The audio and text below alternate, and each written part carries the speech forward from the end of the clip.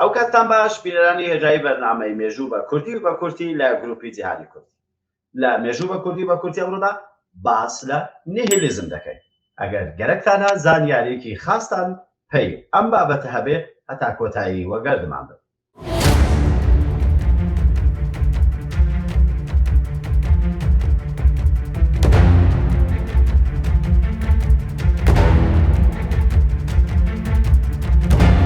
نیهیلیزم ڕوانگەیەکی فەلسەفی یا چەشنە جیهانبینیەکەکان لە هیچگەراییەوە دێت. واتە بێواتابوونی هەرچیە کە هەست، واتە ڕوانگەیەکە گشت ئامانج، ئایدیال، بایخ و نەریت و نۆرمەکان ڕەت دەکاتەوە و دەڵێ هەمویان بێواتان و کوردگوتنی بایچوورێکی قوڕاوین. نیهیلیزم وەک بزاوێکی فەلسەفی چاو لێ دەکرێ و فرێدریش نیچە و مارتین هایدیگەر وەک نوێنەرگەلی سەرەکیە ئەم تێڕوانینە فەلسەفیە دەناسرێت. هایدیگەر ماچۆ پوچگەرایی دوایین قۆناغی لەبیربردنەوەی جیهانی هەبوو لەو سەردەمی چاوکرانەوە بە سەرجیهانێکی تەکنیکیە کە تێیدا هەر هەموو شت یەکسان و بەرامبەرە. سەرهەڵدانی ئەم بزاوە فەلسەفیە دەگەڕێتەوە بۆ سەردەمی هەژدەیەمی زاینی.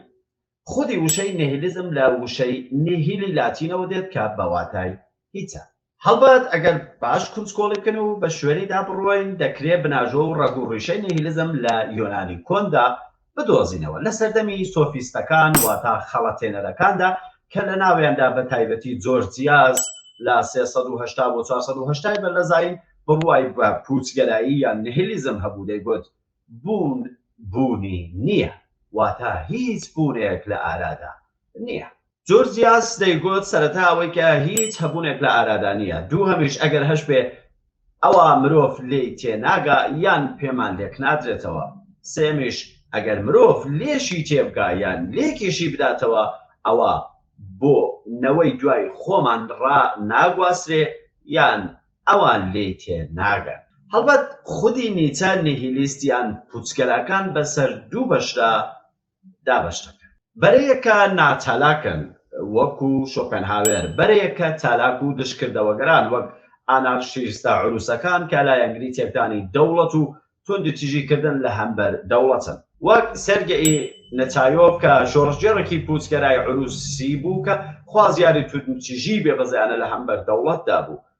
نیاچۆف دەیگوت دەبێت بە هەموو شێوەیەک لە جێ حکوومەت بجوڵێنەوە و توندوتیژی لە هەمبەر بنوێنین، تەنانەت بە تیرۆریش بێ. نیاچۆف دەشیگوت ئوروپاییەکان ئارا سەرکەوتنی خۆیان ڕوانگەیلی ماکیاڤیلیان بەکارهێناوە، یەسوعیە کاتۆلیکیەکانیش پەیبردنە پێشی ئاینی خۆیان لە هیچ گەندەڵیەک و گەندەکاریەک نەبواردووە، کەواتە دەشێ ئێمەش پەی سەرخستنی شۆڕشی خەڵک خۆ لە هیچ شتێک و کارێک نەبوێرین. پاساوی نیاچۆف پەی ئەم ڕوانگەی خۆی ئەمە بوو کە چاودێ بکەن دەوڵەت و کلێسە ئارامانەوەی خۆیان لە هیچ نالەباری یەک خۆ نابوێرن، کەواتە گەرەکە ئێمەش وا بکەین. وەک گوتمان نیچە بۆ خۆشی پوچگەرا بوو، بەڵام پوچگەراییەکەی ئەو نەک وەکی شۆپێنهاوێر ناچالاکانە نەبوو، نەکیش وەک هیچ پوچگەرا عروسیەکان تێکدەرانە.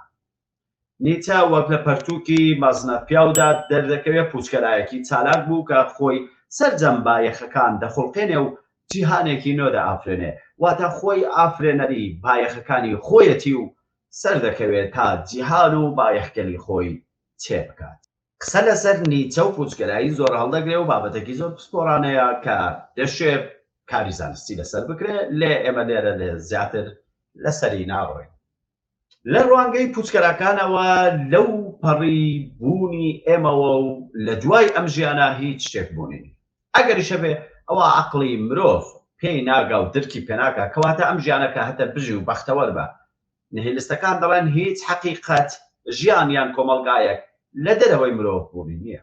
ڕەوشت یان وەک جێکەوتووە دەڵێن ئەخلاق شتێکی بگۆڕ و نیسبیە و بە پێی زەمن و شوێن دەگۆڕدرێ، واتە خوا ڕەوشت و بایەخەکان دروستکراوی مرۆڤن و مرۆڤی هەر شوێن و ناوچەیەک بڕیاریان داوە تا شتێک بە حەقیقەت یان بایخ و باش بزانن یان بپێچەوانە کە لەوانەیە مرۆڤیان کۆمەڵگای شوێنێکی تری ئەم جیهانە لەم بارەوە بیر نەکەنەوە، کەواتە بایەخەکان و حەقیقەت بە پێی کات و شوێن دەگۆڕدرێ.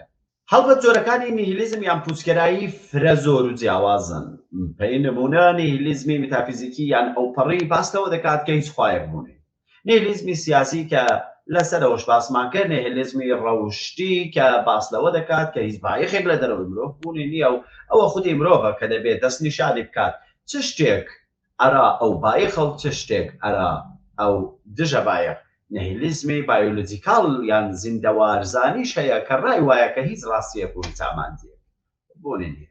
بەگشتی نیهیلیزم لە ڕوانگەی سکەپتیسیزم کە بە کوردی دەبێتە ڕەشبینی یان بەدگومانی یەک دەگرێتەوە تا ڕادەیەکی زۆریش لە تەک ڕیالیزمدا هاوپیاڵان. هەڵبەت خودی نیهیلیزم سەرەتا لە بنەڕەتدا لە دژی ئاین و دەسەڵاتداری کلێسە سەریاڵدا کە خۆیان و خۆیان بە چەقی هەر هەموو شتێک دەزانی و ئەوامون کە بڕیاریان دەدا حەقیقەت چییە و بایەخ و نرخە کۆمەڵایەتیەکانیشیان دەستنیشان دەکرد. ئەوەی ئەوان دەیان گوت خاسە و ئەوەی تریش ناخاس بوو. هەڵبەت ئەم ڕوانگە ئاینیە تەنانەت ئێستاش نەک هەرباوە بەڵکو تند ئاژۆتریش بووگە. بۆ نمونە داعیشەکان و گرووپە تۆنداژۆ ئیسلامیەکان و وەگەڵ قاعیدە و ئەلشەباب و دەیانی تر دەڵێن ئەوەی ئەوان دەبێژن حەقیقەتە و هەر بۆیش ئیزن بە خۆیان دەدەن بە ناوی خوایەکی نادیار و حەقیقەتێک کە ئەوان بڕوایان پێێتی خەڵک بکوژن و بتەقێنەوە ڕاو بنێن و کیژ و ژنی دەست بەسەرکراو بکەن بە هاوژینی خۆیان. یانیش وەگەوەی لە کوردستان و بەتایبەتی لە کوردستانی باشوور خەریکە تەشەنە دەستێنێ و بە ناوی ئاوین حەقیقەتی ئاینیەوە خەریکن حەقیقەتە نەتەوەیەکان و بایخە نەتەوەیەکان پێشێل دەکەن و بە هیچیان دەزان و دەڵێن ئەوانە کفرن و ناحەقیقەت. نیهیلیزمی سیاسی لێرەدا بەم کەسانە دەڵێ دەسڕاگرن. هیچ بەڵگەیەک نییە کە ئەوەی ئێوە هەیە و حەقیقەت و بایەخە. هەر بۆیش بۆتان نییە خۆتان بسەپێنن.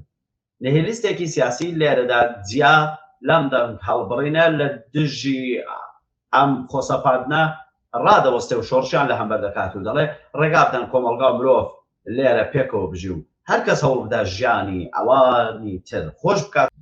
خەیام گوتنی بیستومە بە هەشتێ هەیە حۆری تێدا، ڕووباری شەرابی پاوکی دەڕوا پێدا، من لێرەمەی و یاڕێ پەیاوکەم چ دەبێ ئەسکەوتەکە هەریەکە بە هەردووە. یان وەک لە شعرێکی ترێکدا دەبێژێت چکراوە بەرێ نەتۆ هەڵی دێنی نەمن، لەم باورە بەڕاست نەتۆی کە دەخوێنی نەمن، چی بۆی ئەگەڕێن لە پشتی پەردەیەکەوەیە گەر پەردە نەما نەتۆی کە دەلوێنی نەمن.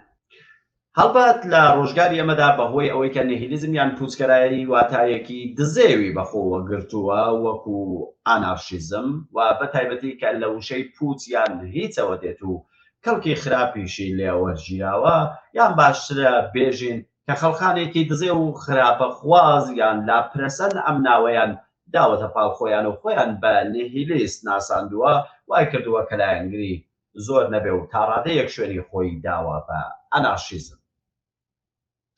هەڵبەت ڕاستیەک هەیە پوچگەرایەکان هیچ وڵامێکیان بۆ پرسیاری دوای ئەوەی کە ئێوە چن و ئەمانش گوتیان ئێمە پوچگەراین، ئەگەر پرسیاری دووهەم هاتە ئاراوە کە بۆ نمونە دەی پوچگەرایە ئەمە لە چۆوە هاتۆ، ئەم جیهانە لە چۆوە دێ، پرسیاری ترێک دێنە ئاراوە کە ئەی ئەمە بۆ وایە، ئەی ئەمە بۆ ئەخلاقە، ئەی ئەمە چۆنە، نیانە. واتە تەنیا یەک وڵامیان هەیە، ئەمیشەوەیە کە من پوچگەرام نیهیلیستم. بۆ پرسیارەکانی تر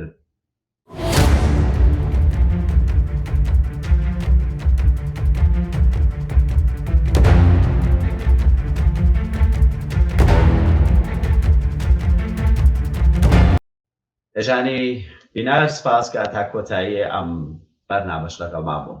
تا مێژوو بە کوردی و بە کورتیەکی تر، ئێوە شاد کوردستان سەربەرز.